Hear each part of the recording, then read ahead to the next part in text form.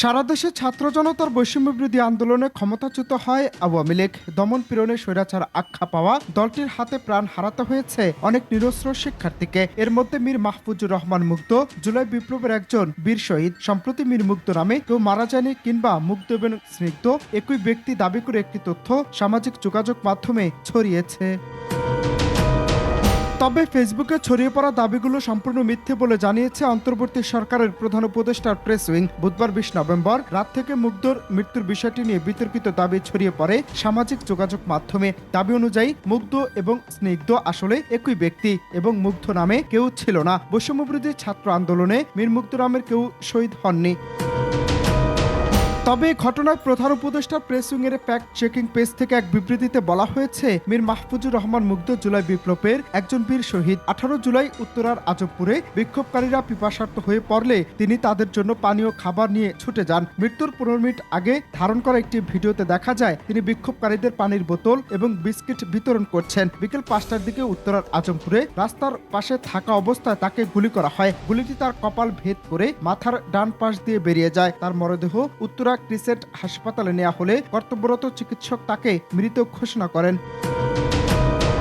আবার মুগ্ধর শাহাদাত বরণ তার আগের দৃশ্য বাংলাদেশের প্রায় প্রতিটি গণমাধ্যমে প্রকাশিত হয়েছে। গত ২৯ জুলাই দেশের একটি শীর্ষ গণমাধ্যমে প্রকাশিত এক প্রতিবেদনে বলা হয়, মুগ্ধ ২০২৩ সালে খুলনা বিশ্ববিদ্যালয়ে গণিতে স্নাতক শেষ করেন। ঢাকায় ফিরে মার্চ মাসে ভর্তি হয়েছিলেন বাংলাদেশ ইউনিভার্সিটি অব প্রফেশনালসে তিনি MBA করছিলেন। পাশাপাশি ফ্রিল্যান্সিং করতেন তিনি। প্রতিবেদনটিতে আরো বলা হয়, ১৮ জুলাই উত্তরায় আজমপুরে সংঘর্ষের মধ্যে গুলিবিদ্ধ হয়ে ঘটনাস্থলে মারা যান মুগ্ধ।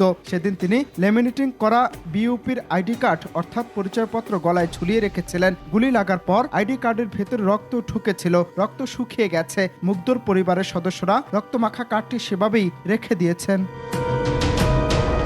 গত ২৭ জুলাই দেশের শীর্ষ আরেক সংবাদ মাধ্যমের প্রতিবেদনে বলা হয়, মুগ্ধ খুলনা বিশ্ববিদ্যালয়ের ১৯তম ব্যাচের শিক্ষার্থী ছিলেন। প্রতিবেদনটিতে আরো বলা হয়, মুগ্ধের জন্ম উত্তরায় ১৯৯৮ সালে। তার গ্রামের বাড়ি ব্রাহ্মণবাড়িয়ায়। ৩ ভাইয়ের মধ্যে মীর মাহবুবুর রহমান স্নিগ্ধ এবং মুগ্ধ ছিল যমজ। এই প্রতিবেদনে আরো নিশ্চিত করা হয়, তার দাফন কার্য সম্পূর্ণ হয় উত্তরাতে। তার হত্যাকাণ্ড নিয়ে বিভ্রান্তি সৃষ্টির যে কোনো প্রচেষ্টা বিচার থেকে বাঁচতে এবং জুলাই আগস্ট বিপ্লবকে হেয় প্রতিপন্ন করার জন্য হত্যাকারীদের পক্ষ থেকে অত্যন্ত একটি জঘন্য পদক্ষেপ।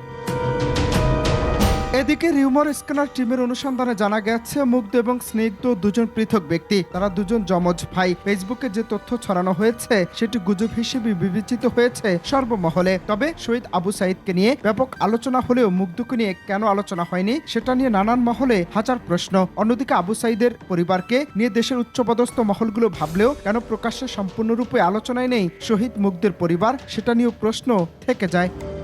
অনন্ত হাসান মাসুদ, বাংলা টিভি, ঢাকা।